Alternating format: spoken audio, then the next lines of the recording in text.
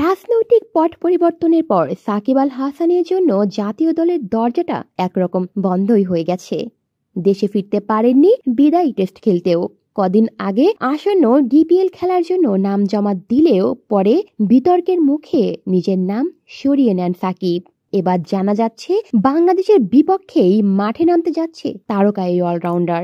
অবসর নেওয়া ক্রিকেটারদের নিয়ে আয়োজিত এশিয়ার লিজেন্ডস লিগ টি-20-তে দেখা যাবে সাকিবকে। আর সেখানে সাকিব লড়বেন বাংলাদেশের বিপক্ষে। আগামী 10 মার্চ শুরু হতে যাওয়া এই আসরে এশিয়ান স্টার্সের হয়ে খেলবেন সাকিব, যা সামাজিক যোগাযোগ মাধ্যমে নিশ্চিত করেছেন টুর্নামেন্ট কর্তৃপক্ষ।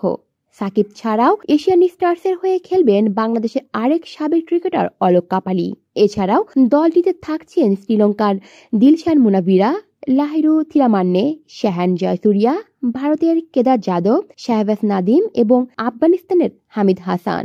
অন্যদিকে আসরে বাংলাদেশ টাইগার্স খেলবে, যেখানে দলটির হয়ে বাংলাদেশকে প্রতিনিধিত্ব করবেন তামিম ইকবাল ও মোহাম্মদ আশরাফুলের মতো সাবেক তারকারা। এছাড়াও দলের বাকি সদস্যরা হলেন নাইম ইসলাম, নাদিফ চৌধুরী, শরীফুল হক, জিয়াউর রহমান, শুভাগত হোম, তুষার ইমরান, ধীমান ঘোষ, মেহেদি মারুফ, আবুল হাসান রাজু, মুক্তার আলী, ইয়াসিন সানি, জুবাইর হোসেন, শাফিউল ইসলাম এবং মোহাম্মদ নাজিম উদ্দিন।